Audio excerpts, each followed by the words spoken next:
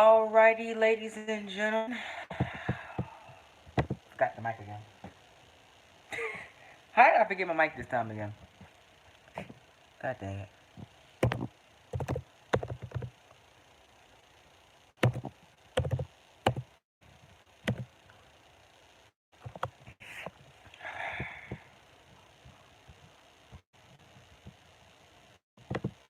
Alright.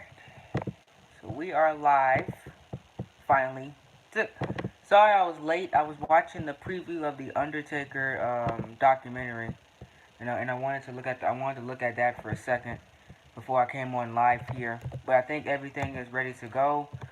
Um and I'm about to get this thing on the road. Oh boy. I gotta say, This was better than last year. This show was better than last year. I have to admit that wholeheartedly. This show was better than last year. But I'm about to rant my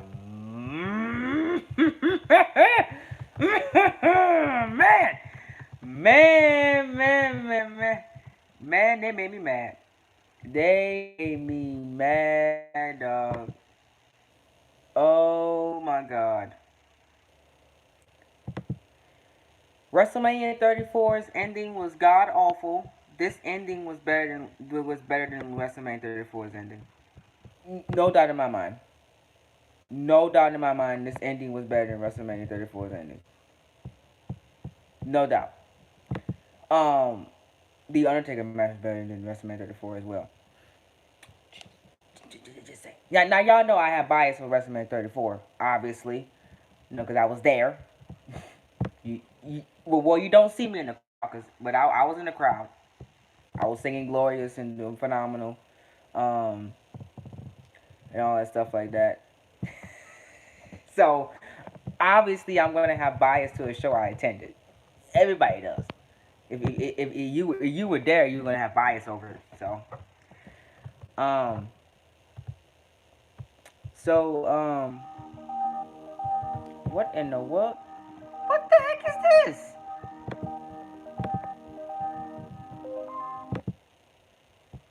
It's just.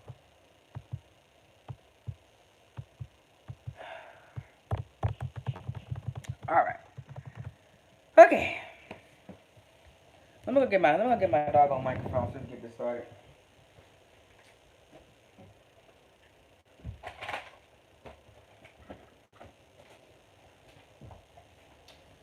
I believe one of these videos will. Oh crap! I almost spilled my drink. God dang it!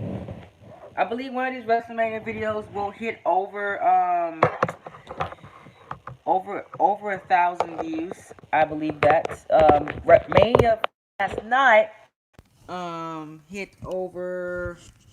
I think it's almost to 122. So which is not bad. So you guys did very well on the last review. So hopefully we get another good crowd tonight. Um Night 2 was better than night 1. No competition. If you think that night 1 was better than night 2, I don't know what you was watching. Night 2 was most definitely better than night 1, in my honest opinion.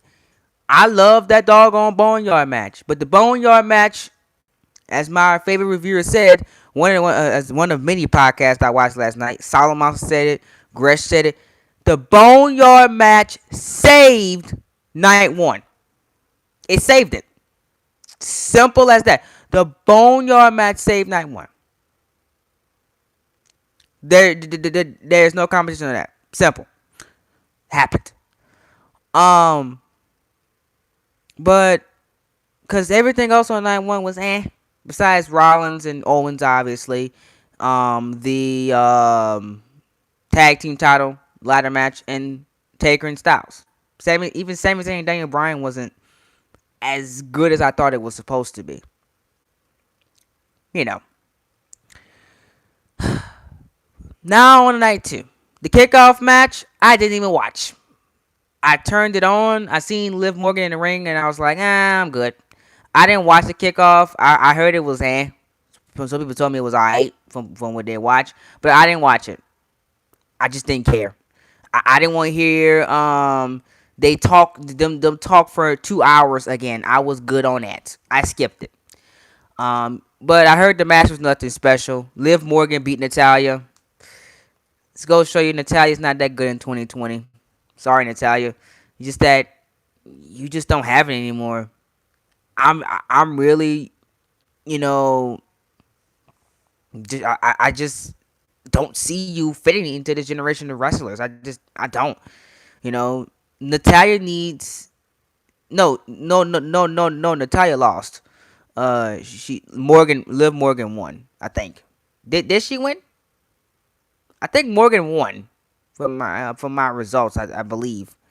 Um, but Natalia needs a character change or something. Like she needs something because Natalia is just bland. I hate to say it, but Natalia's bland. She like she got no charisma. I really don't understand it. You know, I really don't. Like she needs a character change. I just well yeah I have it right here. My results said Morgan won because I made sure I double checked my results before I pulled up the stream. But I'm just saying, man, Natalia um needs a new character change ASAP. She needs to turn heel again. She needs something because she just bland. Like she has no character. Like literally. Liv Morgan, if you give her a chance and give her direction, she's very very good. I don't care what anybody says. I'm a fan of Liv Morgan. Just that I don't care about her right now because she's not doing nothing. Maybe if you give her a program like you're doing with Sonya Deville and Mandy Rose and all of them, then maybe I could get into her in the ring. You know, but she's good in the ring, and maybe I can get into her character if she has a program. Just saying, she's a great worker. Just that WWE don't want to push her, obviously, because you know they're on the I am the bandwagon. You know, and the greatest bandwagon. But I don't mind Bailey being champion. Just saying, Bailey is that chick. I don't care what anybody says. Bailey is that chick. Just saying. But yeah, I didn't watch the kickoff. I'm sorry. If you wanted me to watch the kickoff for these reviews to be professional, I'm sorry. I ain't getting paid to do these reviews. I'm doing it for free. So y'all, most of y'all didn't watch the kickoff anyway. So Gresh or somebody I gave it a C plus. So I'm gonna go off of them and say it was a C plus match. There you go. But everything else I seen tonight, and I gotta say, WWE made some good decisions, and they made some terrible decisions. Mostly good decisions. Thank God. I'm only gonna complain. Well, I'm only gonna complain about 2 times in this review, or majorly be upset 2 times. And I think y'all know the 2 times I'm going to complain. I think y'all know the 2 times I'm gonna complain. Let me see y'all gonna guess it. Y'all know. The opening. Oh, the opening. They open with Robot Flair. I can't believe it. I cannot believe they open with her. Charlotte Flair versus Rhea Ripley. Why y'all do this to me, man? Why y'all do this to me? Why? So, match wise, this was very, very good. I can't I I can't stress that enough that match wise this was very, very good. But everything else, the ending, trash. Trash. No, I'm not gonna complain about Bailey. I'm not complaining about Bailey. You gonna see what I complain about. Um, everything else trash. Why WWE? Why out of all things you could not give me the moment that I wanted? So you're telling me that all those things you did with Rhea Ripley and NXT, her winning the NXT Women's Championship, and her having that great moment that she had when she won the title, she only got one defense, and you gave it to Robot Flair, the woman that just says that she's just a women's champion. I am the women's champion. NXT now, women's champion. Really? Really? Really?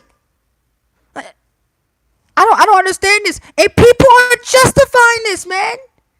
How can you justify Charlotte Flair going to NXT? NXT already is doing already. Now you're gonna put Charlotte Flair in there? She is not a draw.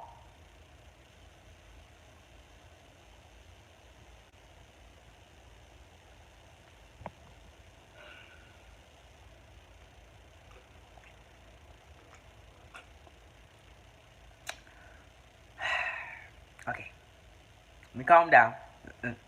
Let me calm down. It's like almost 10 o'clock at night over here. Charlotte is not a draw. I don't care what anybody says. NXT is doomed. I don't care. Bianca Belair needs to win this championship ASAP. When is the next takeover? Please tell me the next takeover is in at least 2 months. Please tell me the next takeover is in 2 months. I need takeover ASAP. Because the only way I can justify this is if Rhea Ripley is Becky Lynch's next challenger and Charlotte goes down to NXT and drops the title to somebody in NXT. That's the only way I can justify this. But Rhea Ripley just lost. Why would Rhea Ripley fight Bayley or Becky Lynch? She has no legit reason to fight Bayley or Becky. Because didn't Becky already beat Charlotte already? So you can't say, well, Becky can say, well, I already beat Charlotte, so I can beat you now. And you tapped out to Charlotte. So Becky don't make no sense. You can't say Bayley, because Bayley just survived a 5-way elimination. So how is Ripley going to challenge for either championship? Can somebody answer me that question? You see, they didn't think about that. All Vince McMahon seen was Charlotte Flair and seen, NXT. NXT. Yeah, that's going to beat AEW. Charlotte's going to beat Charlotte's going to beat AEW. Oh. Cry me a river. Not happening. Not happening. I don't understand this.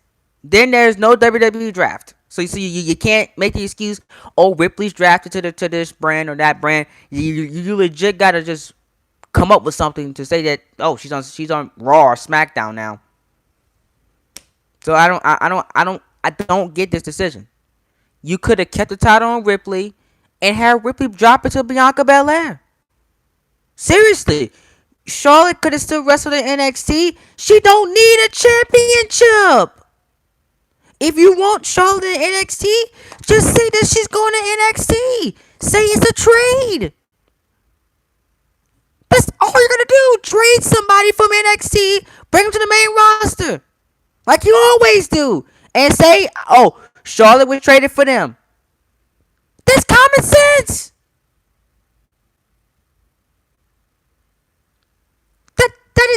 That's common sense. But again, I said this last night. Sometimes WWE has no common sense. Has none at all. You know that great NXT women's division that we have is going to be ruined because Charlotte's going to get fed to all of them. How are you building up new stars? Did somebody on Twitter say this? They're building up a new star. How? When the end result is going to be Flair walking, standing tall. That's not creating a new star. It's not 2005. No, no. When Orton and Taker did it, Orton has more charisma than Charlotte Flair would ever have. Just saying. Don't ever compare Randy Orton and Charlotte Flair ever again. Who? Oh, that dude on Twitter, you're an idiot. She's creating a new star like Undertaker did with Randy Orton. No! No! It is not even in the same ballpark from that WrestleMania match with Randy Orton and Undertaker. Don't you dare. Don't you dare. Ever compare those two. Ever. Charlotte is not Randy Orton. Never will be. Never. Or, yeah, basically. So most definitely this did not create a new star. I don't see it. I love Rhea Ripley. Rhea Ripley is very, very good. She is fantastic inside the ring. She has great character. I wish that she could just stay in NXT a little bit longer. She only got one defense of the championship. One defense. So she just won the title, defended it one time, and dropped it. That's crazy to me. It's like y'all just seen Charlotte Flair and think that she is money. She's not. I promise you, this will do nothing for NXT. I promise. That's what I'm predicting. By the end of May, you guys will want Charlotte Flair away from NXT. I can guarantee you that statement. Because they're going to see that Charlotte's not a draw. She's actually going to drive fans away. She's gonna drive fans away, and nobody's gonna represent. Just saying.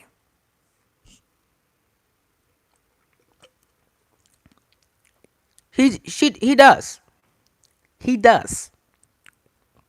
Charlotte has how many women's championships? 11? 12? Charlotte has like 11 or 12 women's championships. And she's not even. Let me see how old Charlotte is. Charlotte's not even. She's not even 36 yet.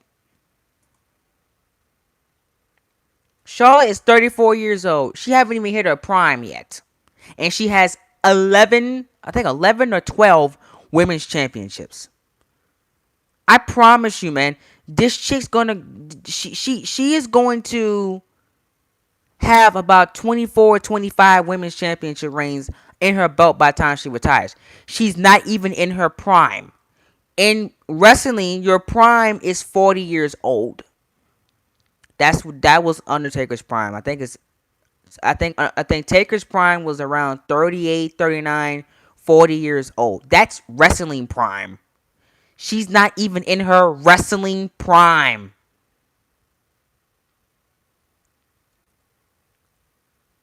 Who is Danny Train?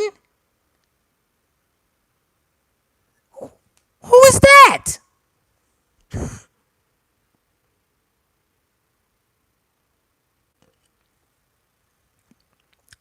I don't even know who that is.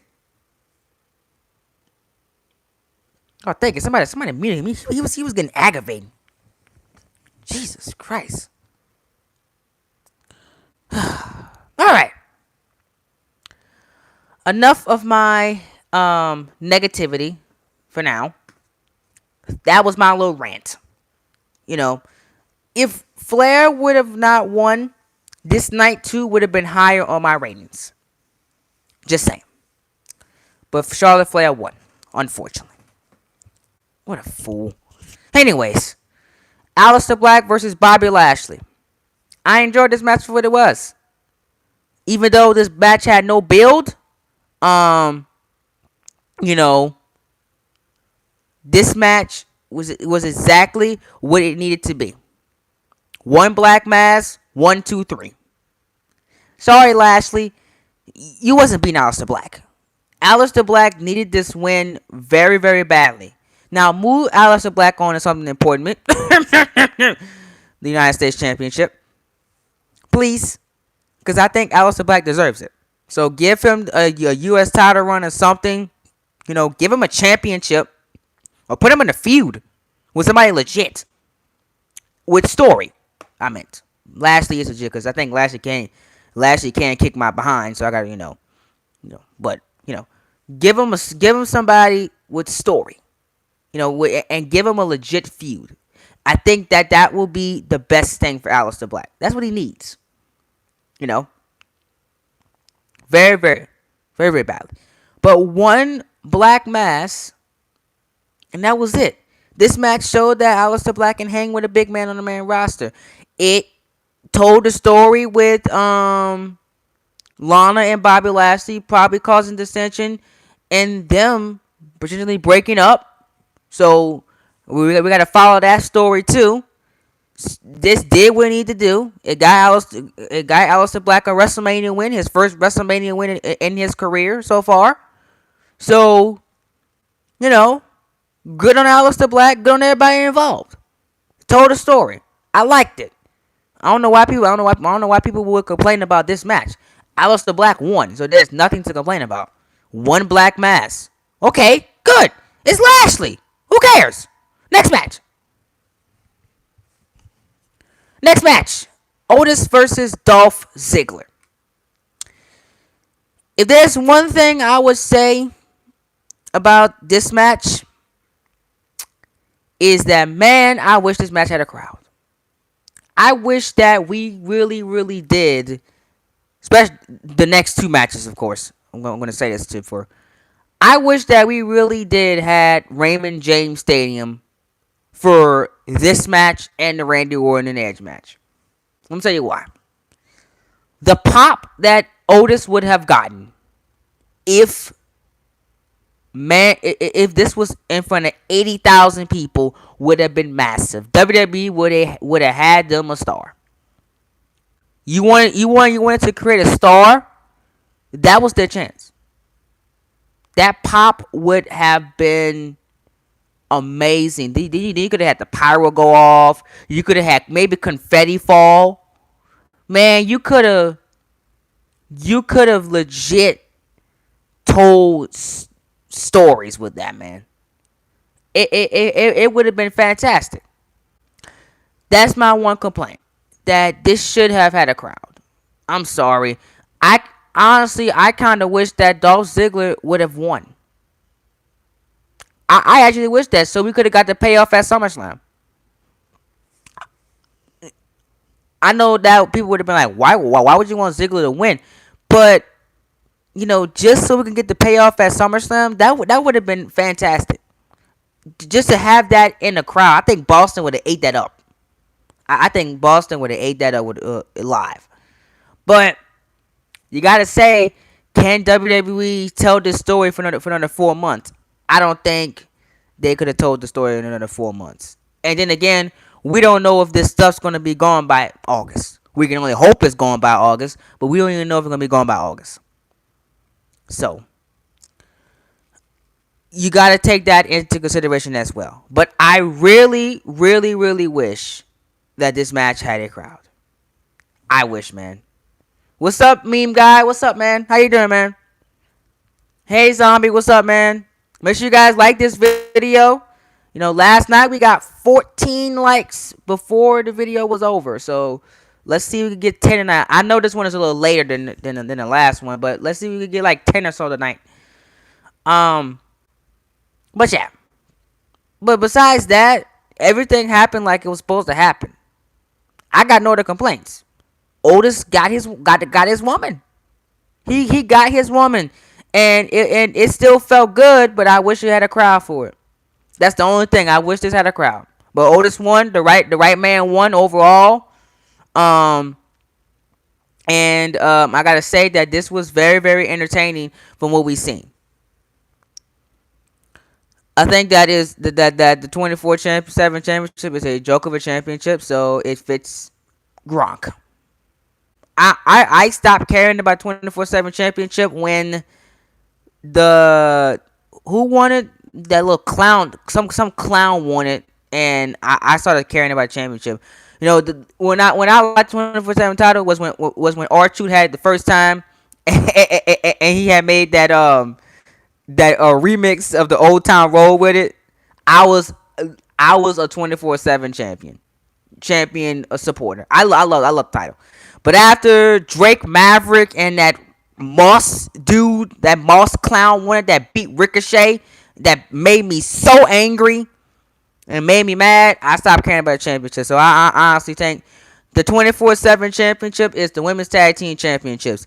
Dead. DEAD. Dead championships that they should get rid of. Both titles should go in the dust. God doggone Drake Maverick won a championship before Ricochet on the main roster. Let that sink in. Drake Maverick won a championship before Ricochet. Why? Why, man? Why? Oh, man. Wait, Ricochet was United States champion? Oh, I forgot. I forgot. I forgot. Ricochet was United States champion. I forgot. Never mind. I'm sorry. Well, let's see. Who hasn't won a Ali. Drake Maverick won a championship before Ali did. That's ridiculous. Ridiculous. There, Ali. I said it. I forgot Ricochet was even doggone United States champion. Seriously, how bad my memory is. Terrible. Anyways, yeah, that little clown, Rhetoric Moss, whatever his name was. But yeah, I don't care about the 24/7 championship. It's a dead championship. Ever since the last time I cared about it was when R-Truth had it. He had made that little Old Town Road remix to it. Run, shoot, one. That was when I cared about the 24/7 championship. Other than that, 24/7 championship has been dead. It can rest in peace. See what Undertaker should do. Taker should take the women's tag team championships and the what you call it 24/7 championship and put AJ Styles and do this. Rest in peace. That's exactly what it should do. Rest in peace. Dead championships.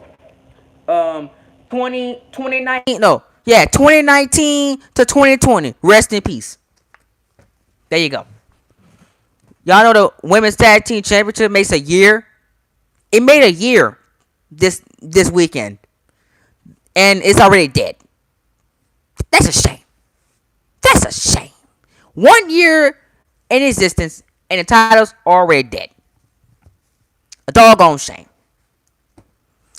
That's gonna be a meme later on. I'm surprised nobody has memed me from this weekend yet. I haven't got one meme made for me for this WrestleMania weekend. I'm surprised, but there will be memes. I know there will be. Anyways, Edge versus Randall Keith Orton, and Adam Edge Copeland took on Randall Keith Orton in a last man standing match. This was Edge's first match in 9 years.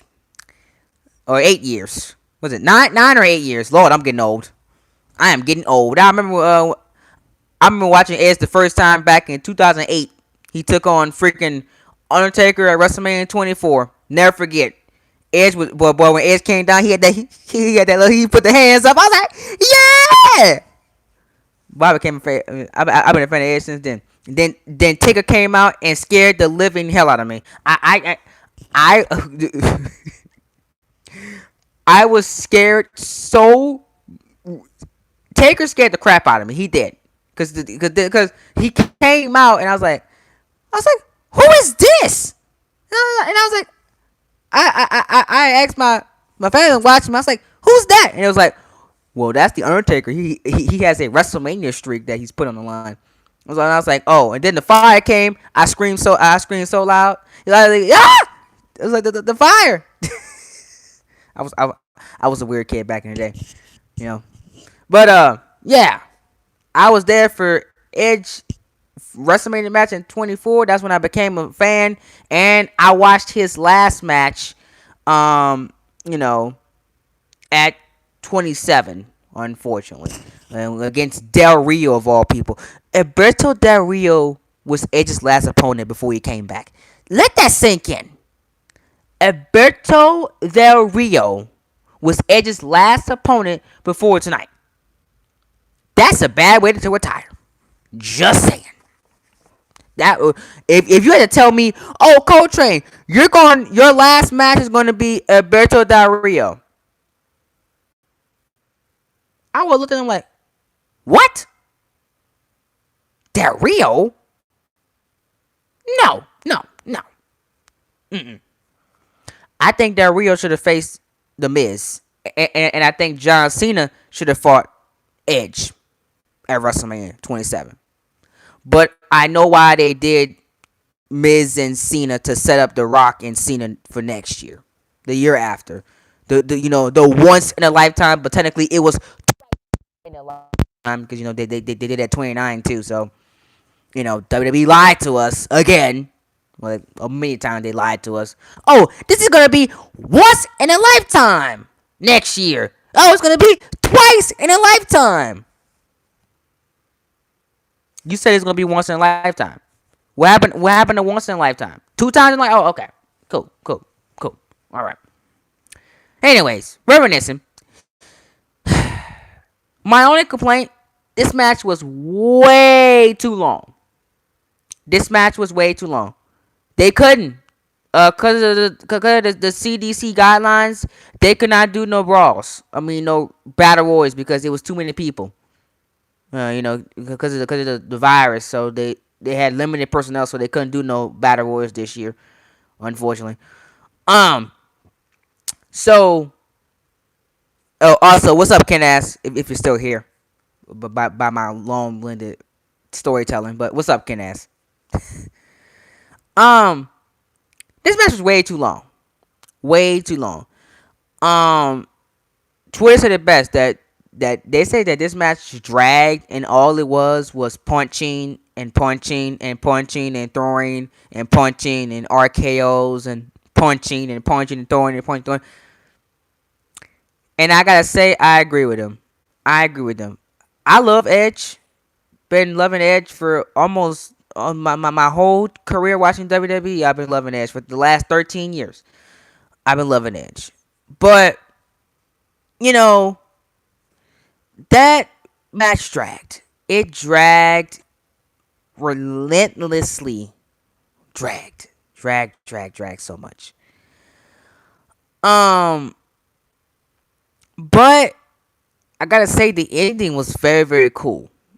The ending of the match was very, very cool, and I liked how they played up the chair keto or whatever you call it, chair keto, chair sheeto. I don't know whatever it's called.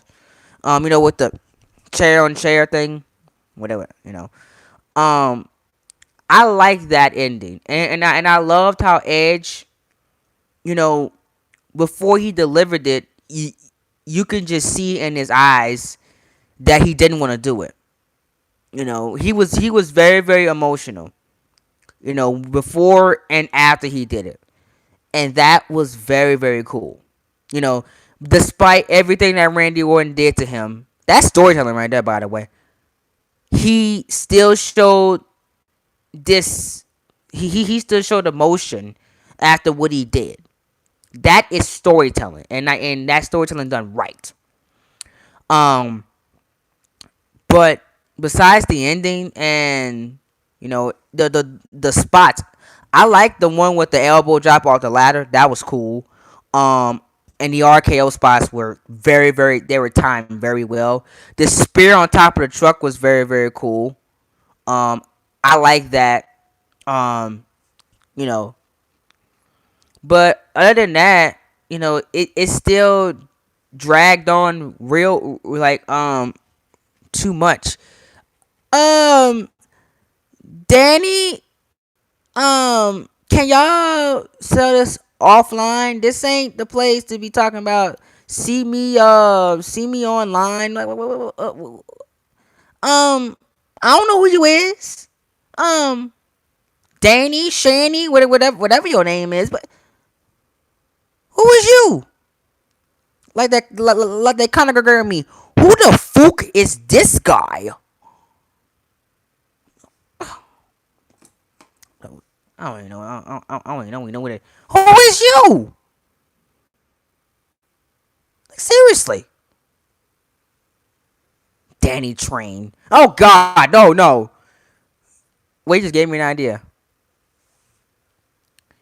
See, just gave me an idea.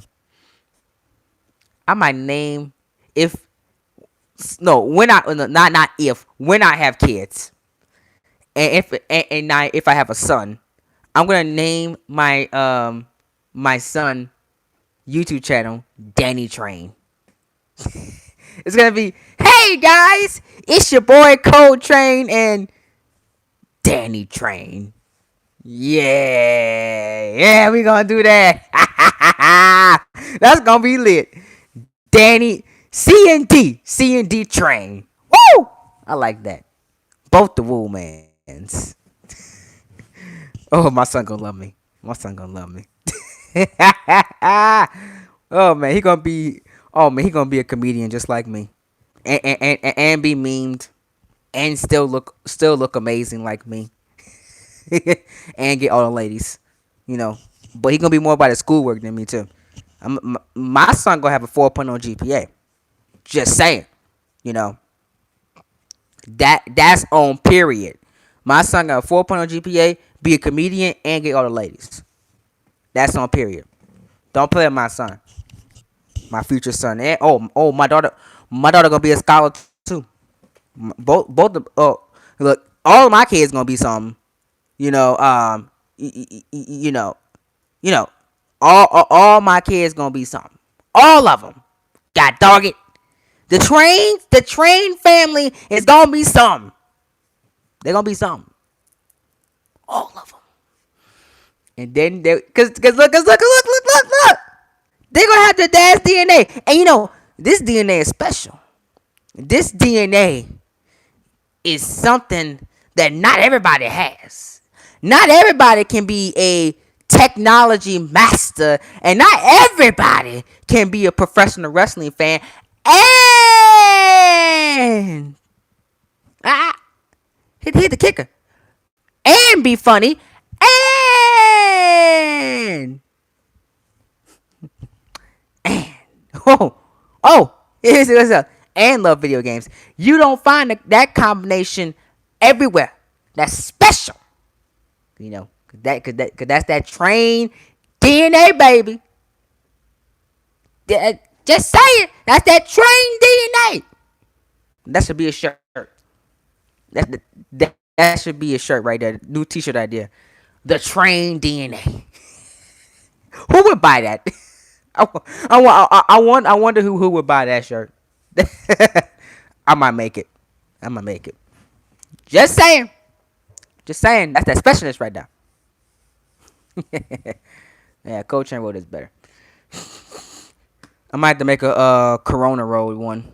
Somebody told me to make a parody of the Coach Chain Road. They called the Corona Train Road. Coach Chain Road with Corona time. So stay tuned for that if I feel like it.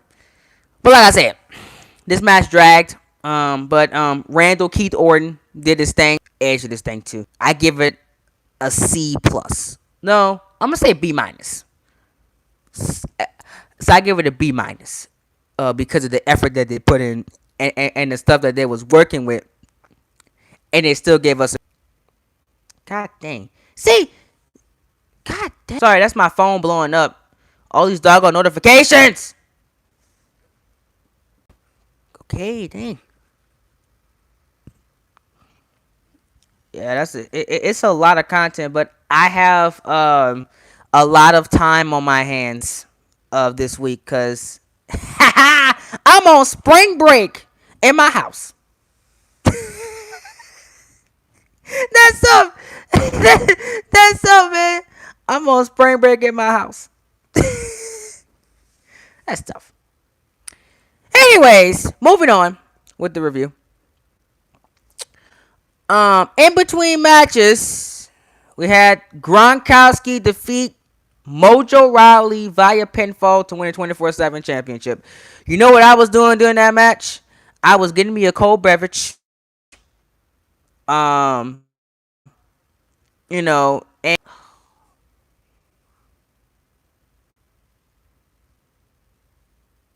yeah, great job, Discord.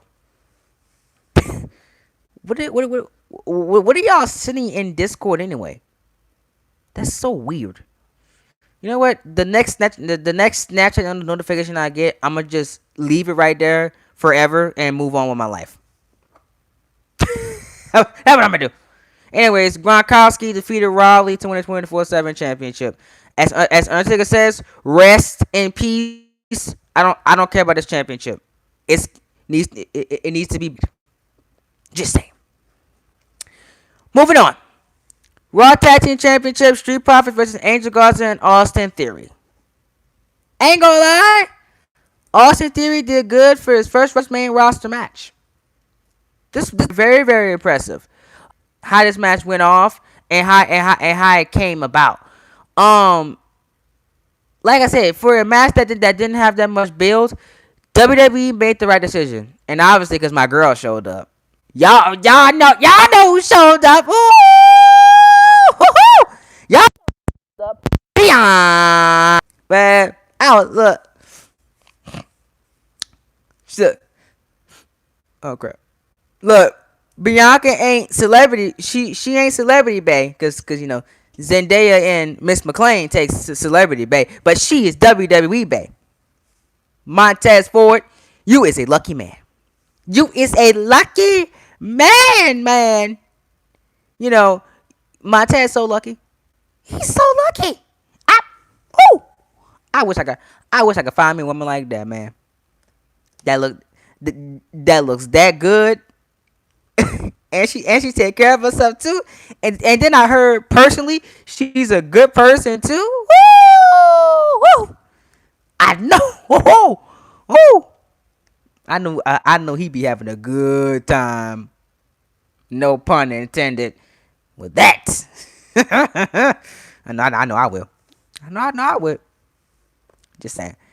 When I meet Bianca Belair, I'm gonna mark out because it will happen. One day I'm gonna meet my favorite female wrestler in WWE.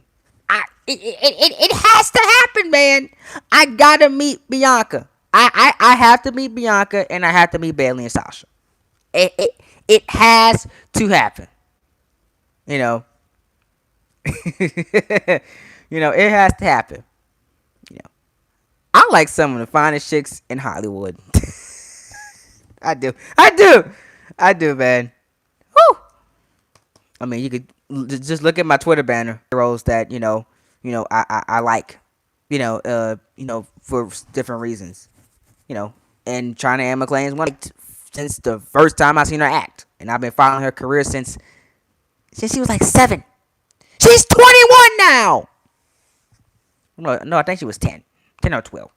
I don't know. Miss McClain, or China Anne McClain, she's a American like Ant Farm, which is awesome. Yes. Let's say she.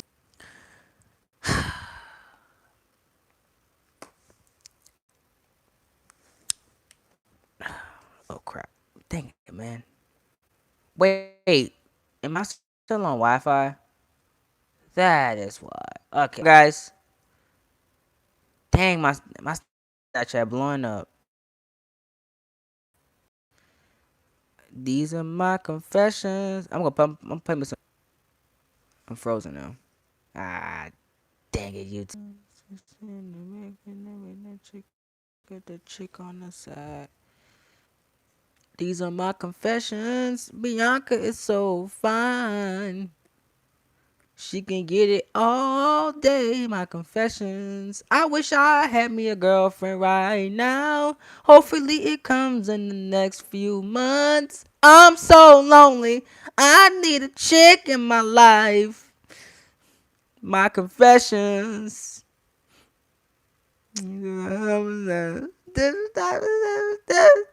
My confessions, yes, you know, I like a fine chick in my life. You know, quarantine vibes. We're back. Oh, you two, why y'all do that to me? I was no. She is single and I am single. We, I like her. She's fine. Just my girl. You see, Bianca is 30 years old and I'm 17.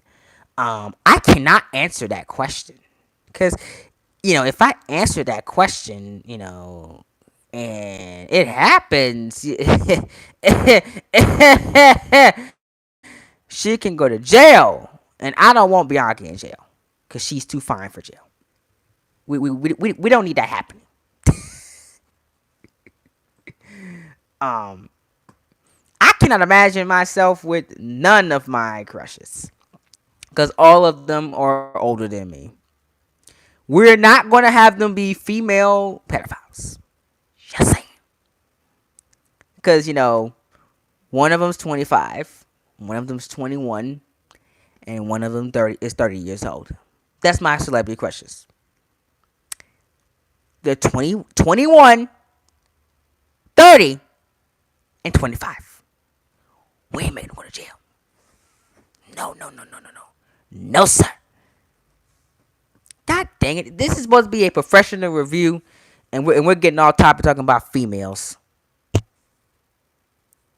Um, yes, you can block him. You have to well, yeah, if you hide him, he's blocked. He can't comment anymore. Yeah, if once you hide him, he's blocked. Next time I see him, I can block him permanently too, and put him to my spam list. So whenever he comments, he ain't gonna be able to, you know. Well, if he's blocked, he can't. He can dislike, but he can't. Um, he can't comment or he can't, comment in the stream or comment in the comment section because he's blocked from the channel, basically. Yeah, basically. So he can't send anything when he's blocked. See, I'm getting off topic again. Like we haven't even got to freaking, the good stuff yet. Um, yeah, yeah. That's the only thing. That's the only thing he can do. Um, it's just dislike, and he can like too if he wants to, but he probably if you're blocked, more than likely you're going to dislike. You know. Um, but moving on. After the Street Profits match and me envisioning Bianca with a fine self, one day I will meet you and I will take a picture of it and I will keep that picture forever. I'm gonna meet all of y'all. Zendaya too, and China and McClain. I'm gonna meet all y'all, and don't cry when I do it too. And I'm gonna just look every picture I get. I'm going straight to Walmart, and I'm getting pictures printed up, and I'm gonna hang them pictures up in my house and say, "Celebrity crushes I met, my dreams come true." And I'm gonna hang that picture up. I'm gonna make it my Twitter. I'm gonna get all the pictures together, combine them, and see that gonna be my Twitter banner and Facebook banner. Yep. Be like, yes, I'm gonna do it. I'm gonna do it. I'm gonna do it. One day. One day. Anyways, I'm getting so off topic. Like it is ridiculous. See, that's what happens. When we stream, we always never get to the point half of the long time. But I mean, hey, these reviews always do well because of it. Because it's uncensored and It's I can say anything I want. All right, let's get through these last three matches, and then I will give my overall WrestleMania rating for both nights, and basically talk about where WWE needs to go from here, and then we're gonna close. So let's go. Let's run through these last few matches. So I should be out of here by an hour at the hour and 15 minute mark, just like last night. We're gonna talk about it because me and JW said the same thing when we was talking about. Oh yeah, most definitely. This stream should be over by an hour and 15 minutes tops. The last one was the same way because we talked about the main event for about 2 minutes, about 20 minutes basically. So yeah, so I should be out of here in the next 10, 15, 20 minutes tops. SmackDown Women's Championship: Bayley versus Sasha Banks versus Lacey Evans versus Tamina versus Naomi. First off, why is Tamina in this match? Why? You couldn't do a fatal with just Lacey, Naomi, Sasha, and Bayley. You had to stick Tamina in here. I mean, we talked about it in our predictions. Tamina getting that WWE money, and she's sitting on a couch for half of the year, for a year or so. She sits at home or sits in catering, Titus Catering probably, and eats some nice little baked chicken, mashed potatoes, get her some green beans. Might might add some collard greens in there too. Maybe one day she might be getting some fried chicken. You know what I'm saying, with some fries. You know what I'm saying. Probably add a little hush puppy or so on there too. Man, to me, living a good life. She living a good life, man. I would love to be Tamina, where I only gotta wrestle one time a year and get on WrestleMania every year. You know what I'm saying? And get the Mania check and sit at home and still get paid. What? That's a life right there. She like the female Brock Lesnar, man. Just that she ain't getting paid that much as Brock Lesnar. Y'all know Brock Lesnar getting paid $10 million. Laughed when I seen Lesnar's salary. $10 million to jump around the ring and F5 people. Oh, you out your mind? That's the. Man, I wish my job could pay me $10 million to be lazy. Oh man, that would be amazing. But we'll talk about Brock Lesnar in just a second. You know, to me, that's the best job ever. She has the best job ever. So, congrats to you, Tamina. You got a free SmackDown Women's Championship match with no explanation of why you're in the match. Early in the match, all take out Tamina looking to eliminate the powerhouse. Yeah. Despite strong efforts from Tamina, the women eventually piled on top of her to score the first elimination of the match. Naomi was the next woman when the numbers game of Bayley and Banks caught up to her with the final three of Evans, Bayley, and Banks. Evans managed to battle through the double team efforts to eliminate Banks with a woman's right as she squabbled with the champ. Banks still helped her friend in the end, running back into the match to hit the backstabber and set Evans up for the pin, allowing Bayley to retain her title. The match was as good as could be expected from the grouping and its placement on the card, between the most hype matches on the card. Sasha Banks ruined her own moment. Spoiler alert, Sasha Banks was supposed to win this match. But Sasha Banks wants to be kind of crazy and dumb for this.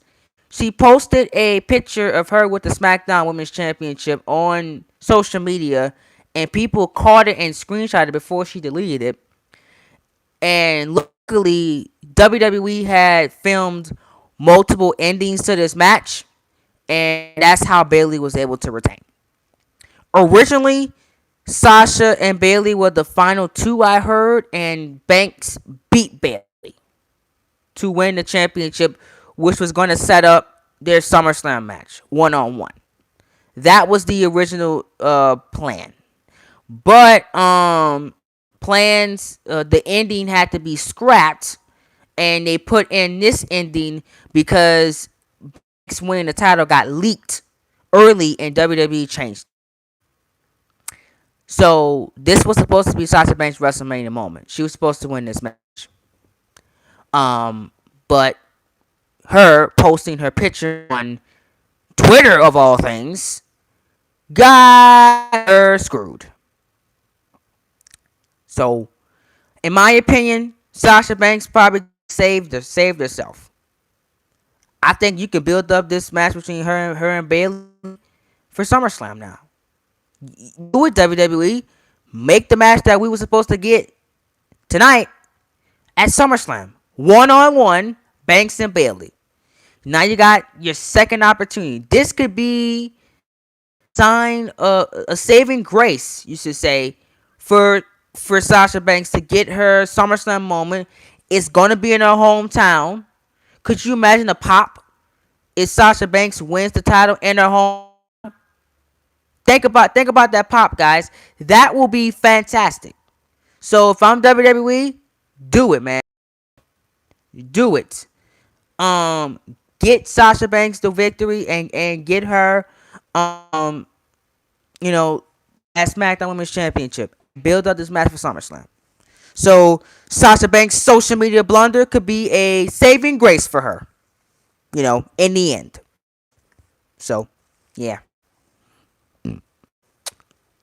Moving on. The John Cena versus the Fiend Bray Wyatt Firefly Funhouse match. What? This was not a match. This was John Cena visiting the Firefly Funhouse. Guys, I have a feeling, and this feeling is John Cena and Bray Wyatt are not done. From what you see today, they are not finished with each other.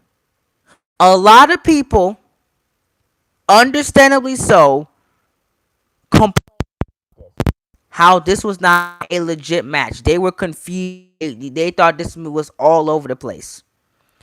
I think that this was one of the most brilliant things I've seen all weekend. I loved it. And they did exactly what I wanted them to do. I wanted them to explore the different types of John Cena's. With John Cena going from when he first debuted with ruthless aggression, which half of my fans wasn't even born yet, by the way. When that happened, half of y'all wasn't even on Earth yet. And then Dr. Thugonomics. They talked about that. And then you went to the last year's WrestleMania match. And then you had the NWO. You played with the WCW stuff, because, apparently John Cena was, his backstage politics apparently was like WCW. So I kind of got the drift on the New World Order reference, because basically that's how Vince McMahon booked John Cena in the 2000s. Like, he booked them like how the New World Order was, where Cena just kept winning over and over and over again. So, I kind of got that reference too. I don't know why. I enjoyed this. It's exactly what I wanted it to be. Bray Wyatt bringing up his failure 6 years ago in 2014 at WrestleMania 30. I enjoyed that. And then how Cena could have corrected his mistake that he made with the chair, and then Bray Wyatt going for the Sister Abigail just the same way he did at 30, and it ended the same way. And then how the Fiend came was so brilliant. It was so brilliant. The only thing I gotta gripe about this is that I wish that WWE would have just marked this as John Cena visiting the Firefly Funhouse. This was not a match. This was not a match at all. This should have been Cena visiting the Firefly Funhouse, and then you could have built from this to their match at SummerSlam, which they did anyway. But they just marketed it wrong. This is basically built towards a SummerSlam match. You know what I'm saying? Legit, it's basically built towards a SummerSlam match. They gave you a taste of what to expect with the Fiend and Cena at SummerSlam. Simple. It was fantastic. I love this. Was this better than AJ Styles and Undertaker? Nah, it wasn't. I think AJ Styles and Undertaker was the best part of this weekend. Period. Nothing topped their match. Nothing. Nothing topped that match. McIntyre is a close second because him winning was fantastic. But Taker and Styles was the best match of the night, of the weekend. You know, but this was third best thing I've seen on WrestleMania of the all weekend was the Funhouse. I I don't know how y'all don't I don't know how y'all didn't like it. You know, I don't know how y'all didn't like this. I don't get it. This was everything it needed to be. It was perfect. It was perfect. I don't understand how y'all didn't like. I don't understand how people were complaining about it. Talking about something. This was all over the place. It fit into the story that John Cena and Fiend told on television. It fit into that, and it basically was a special representation of it. I'm praising the hell out of this because it was awesome to me. It was really really good. I'm not lying to you. Cena and the Fiend was the best match. Was the best thing about night two, and the third best thing I've seen all week. That fact. Just say. Oh, it's not a match, but it's possible to do this justice. It was. Rather than any sort of wrestling contest, even the contest of night one's Boneyard match, it was a wide awake nightmare for John Cena, who Wyatt said would face himself. That's exactly what he did. The two journeyed through various points in wrestling history and eras of Cena's career after Wyatt made his point to Cena that the legend had been a privileged bully who was given endless opportunities in career while Wyatt had to work for everything he had accomplished. Now, you know that statement is true. John Cena was given endless opportunities. If you watch the Ruthless Aggression documentary, you would know that. After John Cena came up with the Thugonomics gimmick, he was pushed to the moon. That is a fact. And he is not lying about that. Bray Wyatt legit had to change everything about himself just to get pushed and just to get recognized. He was not lying about that. That was spot on. And I'm glad I mentioned that. The Fiend appeared behind Cena, locking him in a mandible claw. The Fiend into a mat with the holds, and Wyatt's other character made the 3 count for the win. As stated previously, there was no fair way to write about this match in a small blurb, but it was a bizarre and effective way of doing something wholly unique in the history of professional wrestling on the true art more than anything WWE has ever pulled off. This was the third best thing I've seen all weekend. Simple. I loved every second of this. I did. I don't know. It's just because how I imagined the Funhouse, or just because I've listened to too many podcasts that convinced me that this was the right way to go. But I enjoyed it. I did. And finally, the main event. The match was as short and hard hitting as expected. McIntyre hit an early Claymore for the near fall before Lesnar roared back with an F5. McIntyre got the first F5 at 1. This was the first time that somebody kicked out of an F5 at 1 in Brock Lesnar's whole second run in WWE right now. Since 2012, nobody has kicked out of the F5 at 1.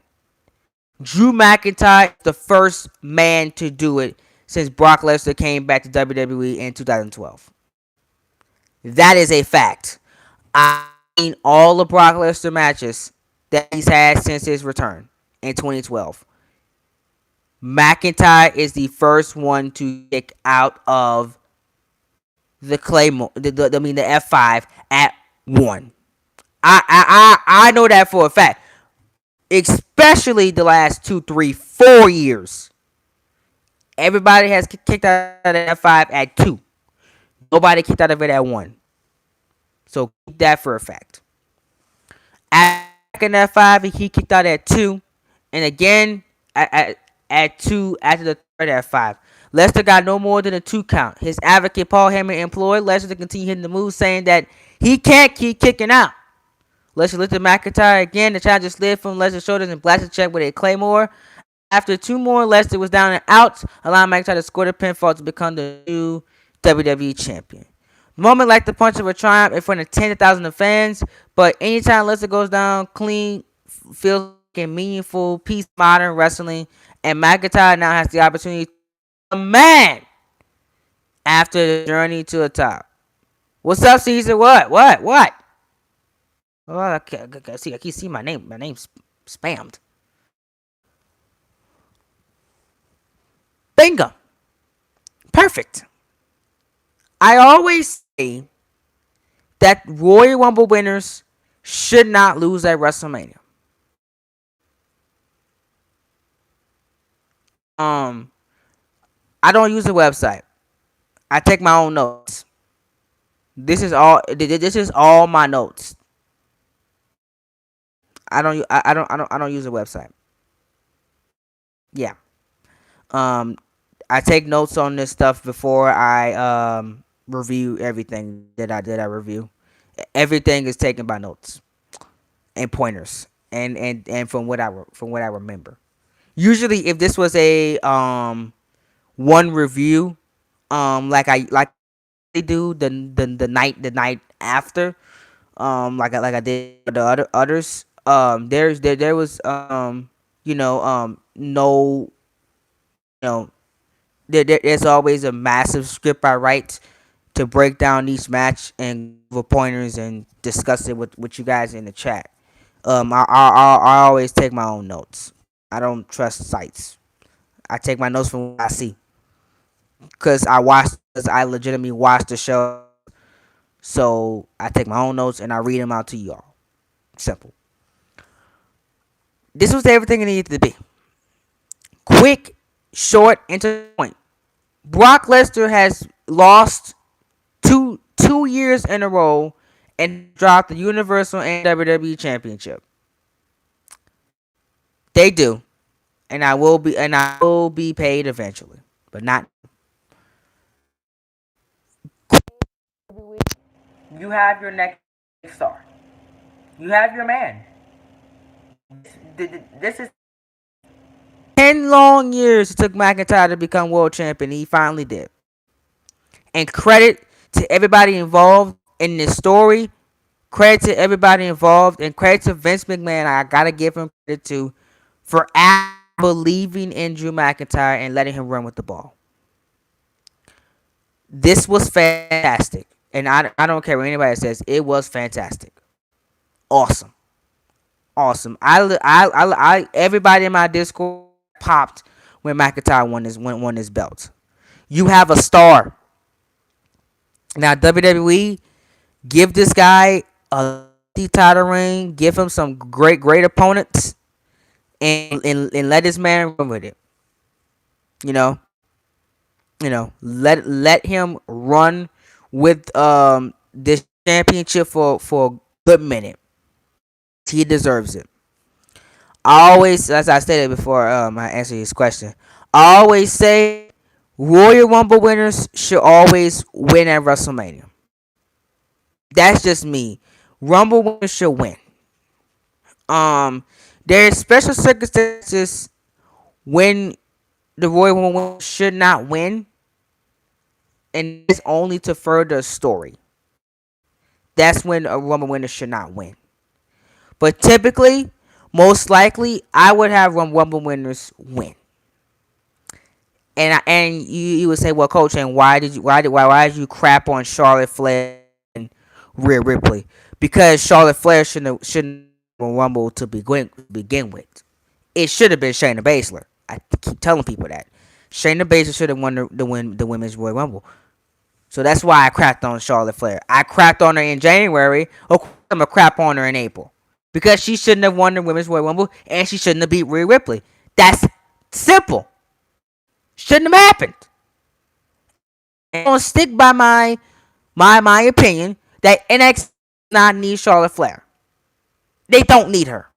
Io Shirai is doing perfectly fine without even looking at Charlotte Flair. Just saying. So I'm sticking by my guns on that. Overall, I have to say this.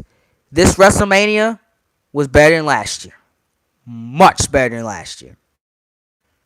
There was not that much BS this year. There was not that much things to legit complain about this year. Um, and there was a little bit more enjoyment this year than what we've seen in previous years. The two big one night, I actually dig this. I dig a 2 night WrestleMania. I do.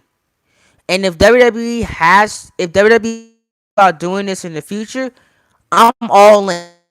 I don't mind a 2 night WrestleMania. Now the only thing is, I like a takeover too. So WWE has to if you're gonna do 2 nights of WrestleMania, figure out when you're gonna do a takeover. Maybe a takeover the weekend before WrestleMania or a weekend after. I prefer a weekend before you do takeover, and then the weekend after WrestleMania. I think that will work better. But there needs to be a takeover. Most definitely, there needs to be a takeover. So I gotta give it this. My favorite match of WrestleMania 36 was Undertaker and AJ Styles. My least favorite match of WrestleMania 36, I gotta say, from the entire card, from night one and night two, the match I did not enjoy in the slightest was probably King Corbin and Elias. I did not care about that match at all. It was a dead match to me. Didn't care. That was my least favorite match of the night. But everything else, I enjoyed for what it was, and everything else was very, very awesome. And I gotta give it to WWE. Despite the circumstances, despite everything that was going around, you know, despite everything that's going on in the world, WWE still gave me a very, very entertaining show that I gotta say delivered. I'm gonna give this an overall score of a 6.5 out of 10.